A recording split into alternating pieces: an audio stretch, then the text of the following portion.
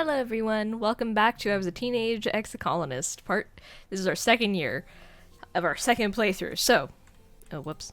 I've already forgotten how to play, guys. There we go. Alright, so... If I remember, Uncle Tonan's gonna come first before anything else. Hi Tammy, what you want? Where's my cursor? There we go. Tammy is crying and trying to hide, wiping her eyes, blowing snot into her sleeve. What's the matter? I watched that scary movie last night in the lounge. You remember it. Mothra vs. Godzilla, the 2085 remake version. Well, sniffling, I had a bad dream where the monsters were knocking on my bedroom window. They were trying to get in. Now I can't stop thinking about it. I miss being in space. It was so much safer there. The soldiers will keep us safe. Let's go for reassuring. I hope so, she sniffs. But I can hear the monsters at night sometimes. Real ones, out in the jungle. I can hear them trying to get in. They're scary. You both look towards the wall. She does have those big ears. Maybe she can really hear creatures gathering in the jungle, scratching the walls, looking for weak points. The thought gives you shivers. Well, I tried to be helpful. Okay, so yeah, saving Uncle Tonan comes first, and that takes place in wet season of this year. So we have to be ready for that, and I think we're 100% stressed, so we have to rest. Relax.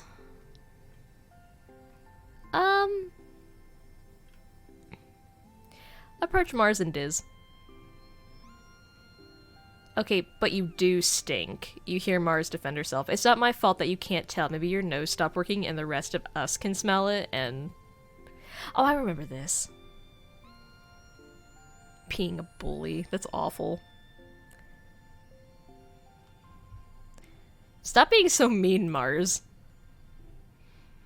I know a lot of people disagree with my opinion of Mars. Like, everyone thinks Mars is awesome. I get it in the comments all the time, and it's fine that you like her, but when she's a kid, I think she's a little shit. Yeah, but if we say stuff like this, we learned last time, if we keep telling people we saw what happened, they're not gonna believe us, so we're just gotta not... Oh! Tammy beams when she sees you, like there's nothing better in the world than the sight of your face. Oh, that's sweet. Happy birthday, Kita! She exclaims. She comes in for a huge hug. She smells so nice, like vanilla and flowers, and she's really good at hugs. This is for you. Oh my gosh, she gave me a cake. She steps back and reaches into one of the many deep pockets of her dress, producing a little paper box. I made you this! She laughs, opening it to reveal a little snack-sized cake. It's a soy cake, but it's a soy cake made just for you. You take a bite. Okay, it tastes just like a regular soy cake, too. Tammy did what she could with what the colony has. Tammy watches you eat the cake with a look of delighted satisfaction. You can share it if you want, she hints, smiling sweetly, if that would make you happy. It's a little manipulative of you. No, I'll share it with you. Tammy laughs. I was just kidding. I made my own, silly Billy. She says, pulling out a second box. Let's eat them together. Oh, okay. Why would you put it that way then? Is that a test? Are you actually, like, super secretly manipulative? I don't know. She seems too nice. Cal is scrubbing his hands at the water barrel, trying unsuccessfully to get all the dirt out from under his fingernails. It looks like a lost cause. Cal's hands have been dirt-stained, probably since he landed here. Stupid. Cal mutters, stupid. Ugh. He jerks his hands out of the water and holds them to his face. You hear him sob. Why did they have to? It's not fair. We didn't do anything to them. He wipes his eyes and is startled when he sees you. Sorry, I didn't see you there. I was just, washing my hands. Okay, that was weird. Oh! So when I have this, it's a good time to train stuff. Okay. train in physical shit. Okay. Well, okay, so for Dad and Mom, we need good geoponics, we need good engineering. We also need to keep an eye on our persuasion for Mars, but also for our... We're trying to also be mayor at the end of the game, so we're gonna need a lot of persuasion for that. And so far, the only way is to go study humanities, which will increase our relationship with Tangent, which is good. Register for engineer. Ah! Using Congruence's HoloNet scheduling system is almost a test on its own. You feel like a hacker navigating the confusing interface, but manage to add your name to the list of drop-in students. From Extra Fingers Perk. You're now eligible to join Tangent as some of the older students in engineering class. That's what we want. Because we want to be able to study engineering in order to figure out how to cure Dad's illness. I don't know if we have to go through the same steps as we did last playthrough, or if we unlock it just because we figured it out in a past life. I don't know, I'm just being safe.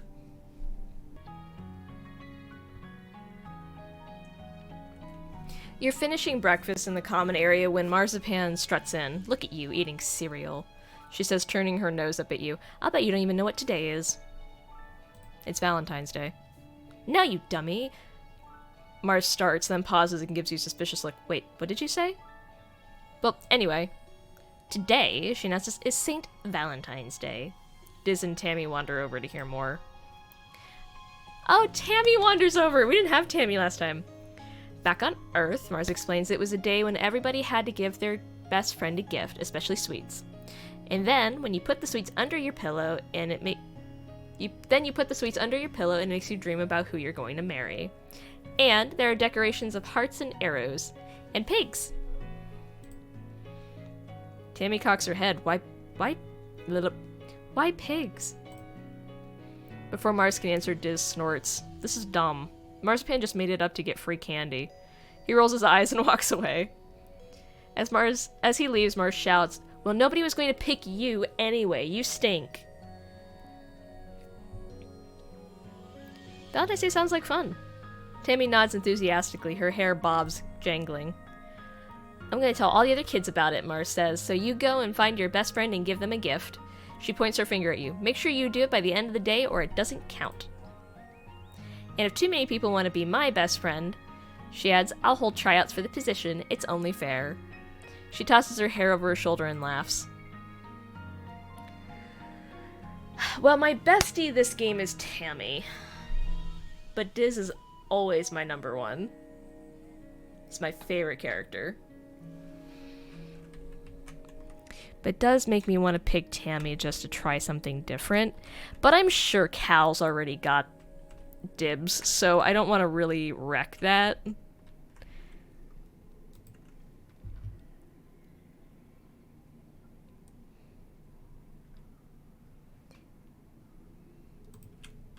I think I'm gonna pick Diz. I'm sorry, guys. I know it's a bit repetitive, but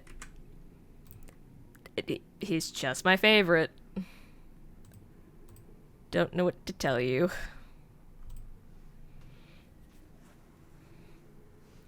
You find Diz watching the jungle through a gap in the fence, kicking the dirt with his toe. He's quiet when you walk up. He must be in one of his moods. Oh, hey, we have enough empathy for this. Watch with him. You sneak and watch the jungle with him for a while. You ask if he sneaks out there often. Diz nods quietly. A few times, yeah.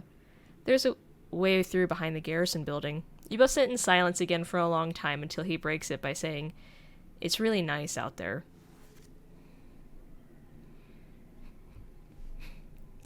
Want to be best friends to annoy Mars? You explain that of course you aren't taking it seriously, but you just think it would be funny. He looks at you and shrugs. Sure, I guess. He says, then looks back out at the forest. It is kind of funny. It's a stupid thing anyway.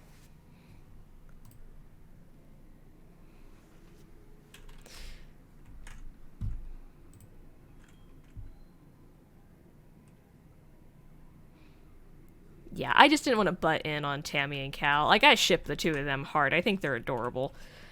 Part of self-defense is training your body so that it can be ready for any situation. The security chief has you running laps, jumping through tires, climbing walls, and sprinting back and forth. He had this inverted anti-gravity pad that makes your limbs feel super heavy when you do jumping jacks on it.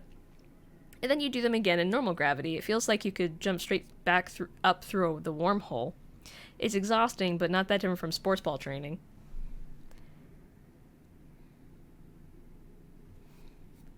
Working those muscles.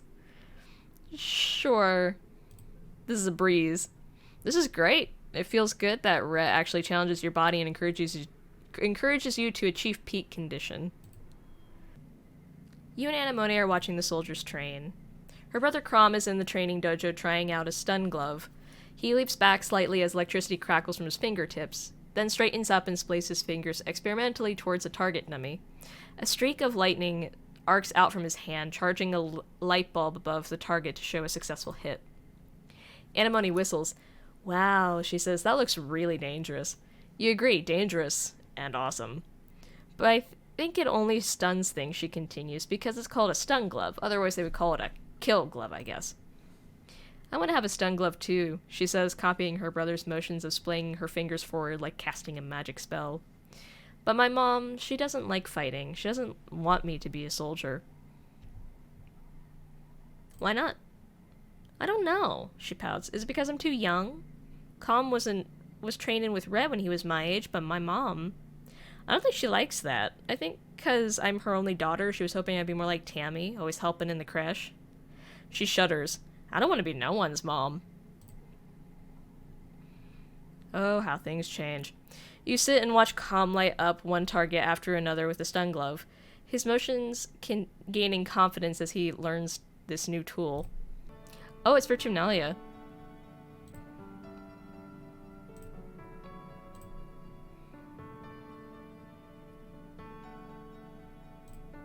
Oh, nice, the depot's open.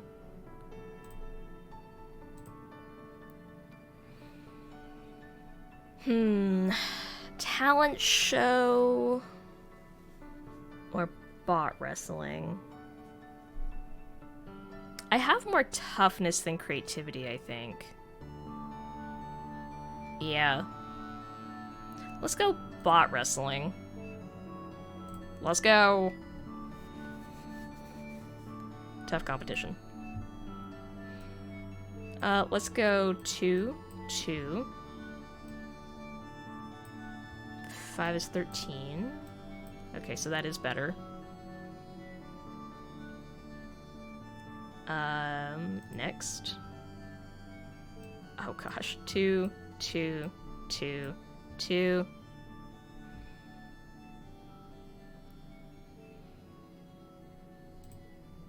Alright. +1 skill on social challenges, so extra fingers isn't gonna help me here.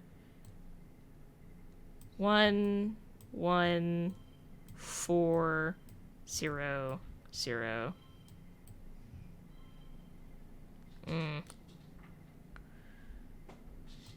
C3? Nope. I guess we're gonna have to use a log. Bam.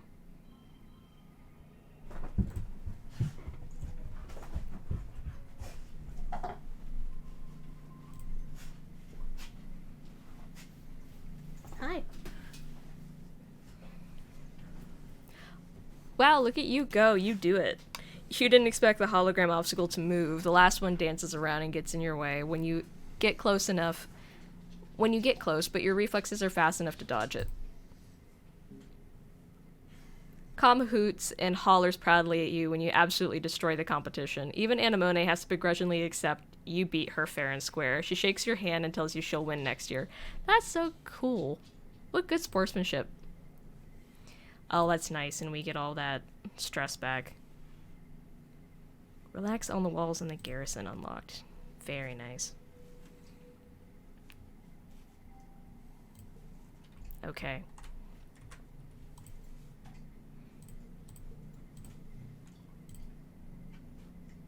You and Anemone are playing in the garrison yard with sticks, chasing each other around pretending to be sword fighting.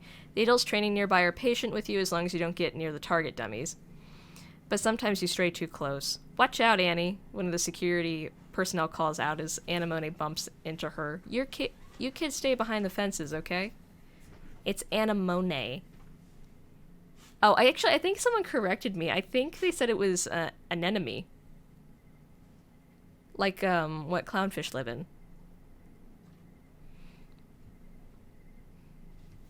Which might be right, I have no idea. I just always said anemone. She retorts as you both retreat to the safe distance. I guess I'll say anemone from now on, because I'm sure that's right. I'm sure I've just been pronouncing it wrong for hours.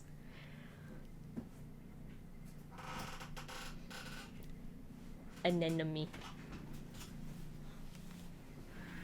Anemone? Anemone. Yeah, I've been saying anemone. I don't know, it was anemone. Anemone. Anemone. See, the M is in the middle of the word, not the end. Just because everyone else shortens their name, it doesn't mean I have to do it. I like being an enemy. But having a nickname is kind of cool and mysterious. Like having a call sign, you know? What would you call me, Kita? I like Nem. How about Nem? Nem tilts her head. Huh, I've never heard that one before. She mimes swinging a sword a few times. Nem. Nem. I like it. Short and punchy, just like me. It's kind of like I'm an adventurer from a story. Anemone's loyalty. Nem picks up her discarded stick. Now, she says, brandishing it at you. Prepare to be defeated by the mighty Nem. You spend the next hour sparring with Nem in the yard. Cute. All of them are just real cute. Oh, Cal. What's up, Cal? Hold this to your head now, my darling, you hear as you enter the garden looking for Cal. It'll help with the swelling. Oh, this is his mom. Yeah, his mom's so nice.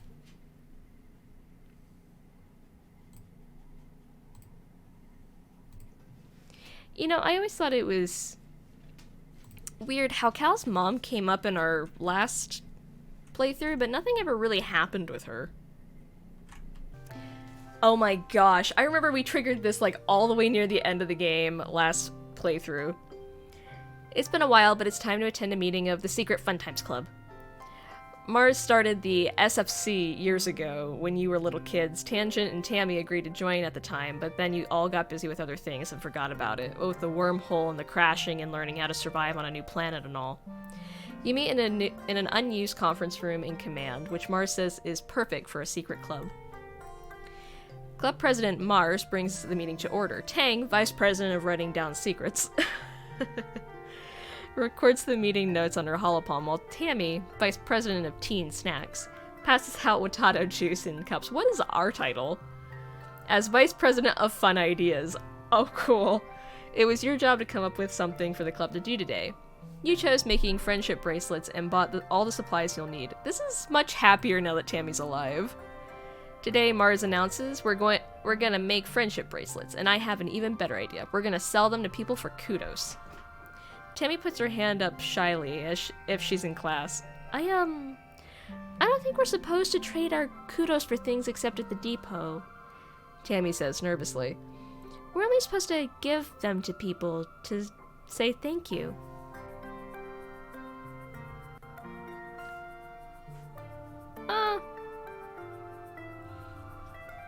I don't have a side here. Well, Mars suggests, then we give our bracelets to people, and if they say thanks with some kudos, we take them back. If they don't say thanks with some kudos, we take them back. It's hard to argue with her sheer force of will sometimes. If there's a loophole, Mars will find it. The four of you spend the afternoon braiding bracelets out of recycled bits of wire, bright plastic packing straps. Tangent dutifully counts each one of her hollow palms, while Mars motivates you to work harder and faster. She promises 2 kudos to whoever makes the most bracelets. Tammy is already way out ahead, but... Nah, I'm gonna work my butt off. Let's go. But we did it!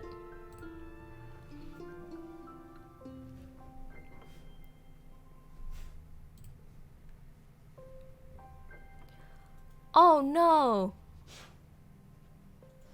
Tammy's competence. But but I didn't mean to, I didn't want to. Oh. I'll reload, I guess, but let's just see what this is. You braid until your fingertips are raw and red. Your work suffers and Mars gets into her role as foreman, throwing misshapen bracelets back at you and insisting you do better. But in the end, you earn your two kudos. Mars takes all the bracelets at the end of the day. After I sell these, she says, I'll put the kudos in the treasury. Meeting adjourned. You ask Tangent and Tammy if they think Mars is actually going to sell them. I think so, Tange tells you. But the club doesn't even have a treasury. She'll probably keep the kudos for herself. She doesn't seem to care. Okay, so I'll go ahead and I'll reload and... because I don't want to put down Tammy. This makes me feel bad. So let's go ahead and load. Yeah.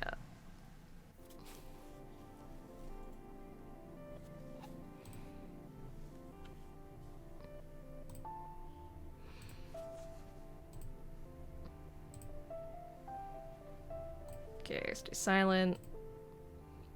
And we'll let Tammy win. Tammy's deft fingers have practiced this so many times she doesn't even need to look at her work. She's a bracelet weaving expert. Her color choices are a bit random though, resulting in questionable combinations like olive green with hot pink. I don't think that sounds bad. Mars takes all the bracelets at the end of the day. After I sell these, she says, I'll put the kudos in the treasury. Meeting adjourned. Okay, so basically the same, but Tammy doesn't lose any confidence. And now it's early wet. Also, it's Mars's birthday. Okay, so let's go ahead and buy a cake from the depot. Yeah.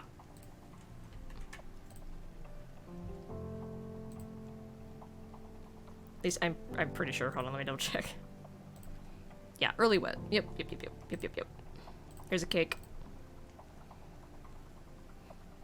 Alright. Hopefully that'll give us some bonus points. I think I picked up a log. Yeah. So what we'll do now is we'll head outside. I'll save on autosave 2. And we'll head out. Hopefully we have enough. Yep, let's go. Gotta save Uncle Tonin. Ooh. Piece of fruit. That'll help. Yep, here it is. Oh boy. Let me just check our gear real quick. Yeah, nope, that's to biology. Okay, yep. Log! That'll help. Hey. Alright. Time to save Uncle Tonin. That's a cool picture. You crest the bluff to see Tammy's father, Chief Surveyor Tonin. He's being attacked by something you've never seen before. A four-legged creature with a huge mane of flowers, a mean reptilian face, and 2 wicked claws. What? Is this a manticore? You've heard of fierce creatures like this outside the walls, but you never expected to ever see one up close. What is one doing so close to the colony? Uncle Tonin is pinned under one of the creature's pointed legs. He's struggling to get free, but the manticore keeps dancing around, like it's playing with its food. You can hear it from here, growling and clicking its mandibles. But you snuck out. If you try to help, he's gonna know you snuck out, and your parents are gonna be so mad if they find you out here. Panic rises in your chest. How could you even help him? It's a huge, deadly monster. I still think this is horrible. Even pretend you didn't see this. Try to distract it. You hide behind a tree and throw a rock at it. It bounces harmlessly off the manticore's flank and clatters to the ground. The manticore is undisturbed, which is more than you can say about yourself. Uncle Tonin shouts in pain. You're running out of time. Attack the monster. Okay. 2, 2, 2.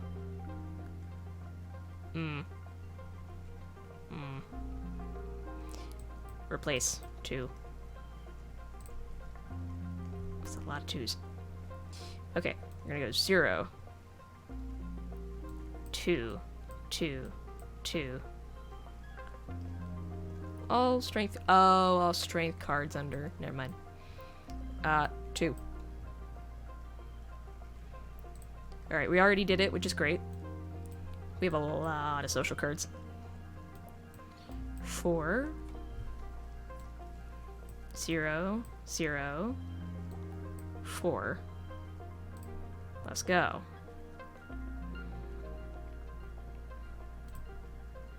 You break through the tree line yelling your battle cry. The manticore looks up from terrorizing tone and decides you could use a bit of terrorizing yourself. It roars, a deep, angry sound you feel liquefy your guts. With literally nothing on you except the few rocks you could pick up from the clearing, you manage to piss off the ferocious manticore enough that it decides to go after you instead, or maybe it just thinks it'll pick off the smaller, more tender prey before coming back for the main course. Either way, it leaps off of Uncle Tonin and starts towards you. As you're about to engage with it in the most one-sided battle of your young life, you smell the crackle of ozone in the air and the manticore howls in pain. Uncle Tonin. You must have distracted the manticore long enough for him to get his plas rifle. The manticore turns and flees, and you run over to Uncle Tonin's side. Kita, he gasps. I don't know why you're out here, but I'm glad to see you. Together you manage to limp him back to the gates. He'll be fine after an afternoon in the med bed, which is a relief, but you're even more relieved when you don't get in trouble for sneaking out. You don't know what he told your mother, but it was a miracle that you weren't grounded for life. I wonder if Tammy's gonna be grateful since she's alive now. Oh yeah, there's Tammy. Chief Surveyor Tonin has come to your quarters to personally thank you for saving him from the manticore. Ever since he returned, Tammy's barely let him out of her sight. She stammers out her thanks as well. If it weren't for you, she'd be an orphan. They both owe you a great debt. I'm stepping down as Chief Surveyor, Uncle Tonin says. I think it's about time I take up a job inside the colony walls. I wasn't built for life outside a ship, I think. He squeezes Tammy's hand. Someone like Utopia has the youthful reflexes to stay safe out there in the jungle. She'll do great out there as the new Chief Surveyor. For that matter, so would you, he continues. I know you weren't supposed to be out there, but I would have died if you weren't. That has to count for something. When Utopia offers you a spot in the expeditions, you should take her up on it. You'd have done the same. Tammy presents you with a basket of cookies. She's written thank you on each one in flowery writing. Oh, I got 50 kudos out of that. Ooh. Oh, I got more because of my popular status. That's nice. Tonin holds his hand up, brushing... Tonin holds his hand up, brushing you off. It was important to me, he says. Because of you, I'll be around to see my little girl grow up. He'll be able to see your little girl grow up because we saved her, too.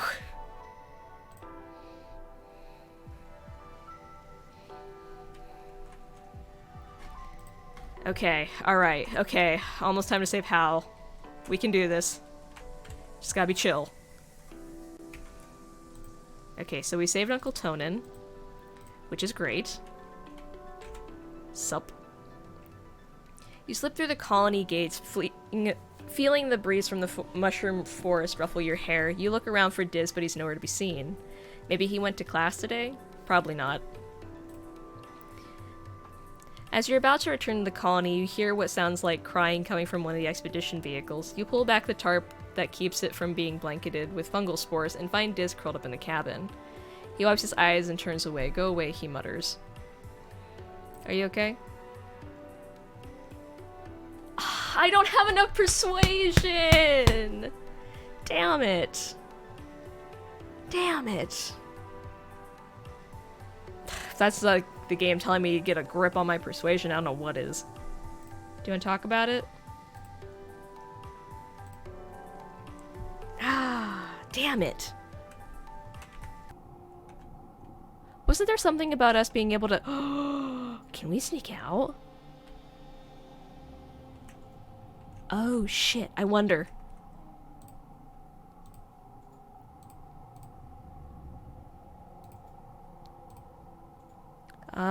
Let's go autosave 3. Guys, sneak out. Ah. Hey, what are you doing? Dis says, spotting you trying to take the grate off the drain pipe that leads outside the walls. Don't be a nullhead. Haven't you seen the extra lookouts on the wall? They'll spot you for sure. Then they'll find our secret exit and I'll be gone for good. You suppose he's right. They have been patrolling a lot during Glow. You wouldn't want to get caught. I know the game said something about going out during Glow, but the only time we really would have the opportunity to do that is when we have that secret exit. Alright, so let's go ahead.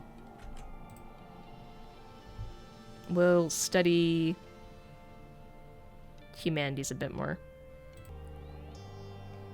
It's been a quiet Glow, but the grim, surreal darkness of the season reminds you of last year's violence. As the month wears on, you overhear arguments at dinner, adults worrying that an attack is coming, and others who think the first one was a fluke. Surveyors mention seeing new tracks in the forest, but are shushed so people don't panic. The gates are closed, your drill emergency procedure filing soundlessly from the classroom to the creche to hide under tables, waiting for the sirens to call the all clear. You drill and prepare and worry, but nothing happens. Then, just as Glow is starting to wane, the toxic purple spill of the wormhole fading as the sun almost rises past the horizon again, the sirens start. You're reading a hollow novel in bed when you hear them, followed by the stomp of boots down the hallway outside, your quarters, and alert flashes on your hollow palm. Shelter in the creche, this is not a drill. You get another message from your dad. Me and Mom are going to stay in the greenhouses. We're safe. Just follow Auntie Anne to the creche and wait for us, okay? Don't worry. We're way more prepared than we were last year. Love you. Stay safe. You could go to the creche where you belong, or you could follow the security guards and see what's happening at the gates. Just as you peek your head out the door, you're struck by a horrible premonition. Someone's in danger in engineering. You blink and shake your head, but the feeling persists. Go to engineering. You don't know what compels you to go to engineering. It's nowhere near the walls. The corridors are quiet as you approach. You burst into the classroom to find Professor Hal cornered by a small chittering thing. It's moving too fast to tell what it is. Every time Hal tries to get around it, to flee, it climbs up the walls and keeps jumping at him. He's fending it off with a tablet, but he's getting tired. As you watch, the thing leaps at his throat and tears a chunk out of him. He screams in pain and crumples to the ground. You must gasp because the thing turns on you and it lunges. Okay. Why did I get all these? Okay.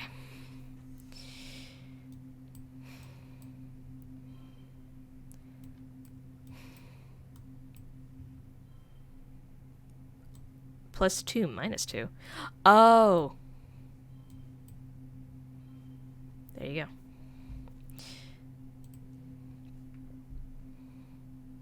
There's no good spot for that. Sorry about this. Oh wait, no, car becomes 2. This will work.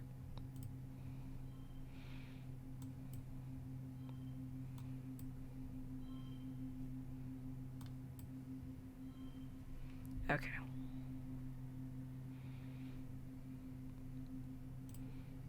$14's not bad.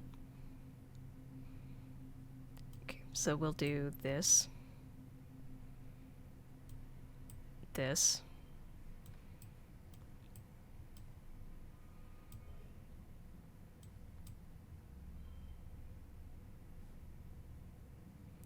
Generally, I want to get rid of a kudos if I can help it.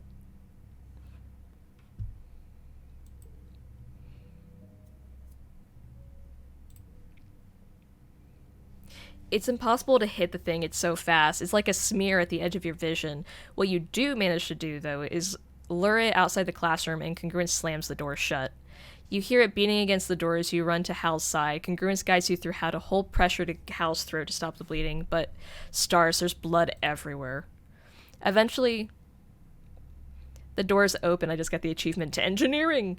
Eventually, the doors open and Chief Engineer Instance runs in, directing some of the security team to load Hal into a stretcher and taking him to the med bay. There's no sign of the creature. She surveys the carnage. Good work, Kita, she says grimly. You might have just saved Hal's life. I know I did. Her shoulders droop. They must have crawled over the walls. Buggers. You return to your quarters. Your parents are horrified to see you covered in blood, relieved when you say it's not yours, then horrified all over again when you tell them about Professor Hal. Your dad checks his hollow palm and tells you they got him into the med bed quick enough that his injuries should heal in a few weeks. You saved Professor Howe's life. Okay, that's 3 for 3 so far. Woo! Woo!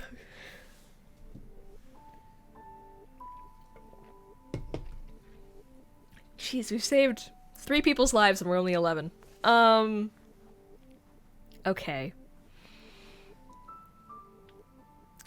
Ugh. Unfortunately, it doesn't look like we did too hot on our relationships, though. Gotta do better at that.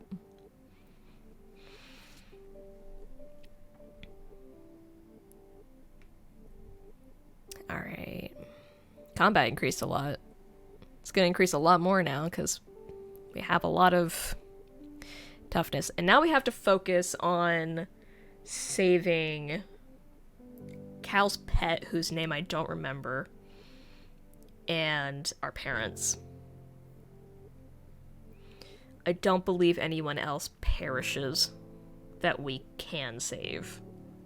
Unfortunately, Anemone's... I'm sorry, Anemone's brother is doomed to die. There's nothing we can do about that. But yeah, so this is going to be the end of this episode. This was short. This is going to be really short, especially once I edit out all the repeats. This was a really quick year. Nothing too much happened. Most of what happened outside of the possible death scenes we've already seen, so... Though there is a little bit of extra Tammy, so I will keep that in. But yeah. So that'll be the end of this part. I hope you guys are liking the series still so far, and I will see you guys in the next video. Bye, guys!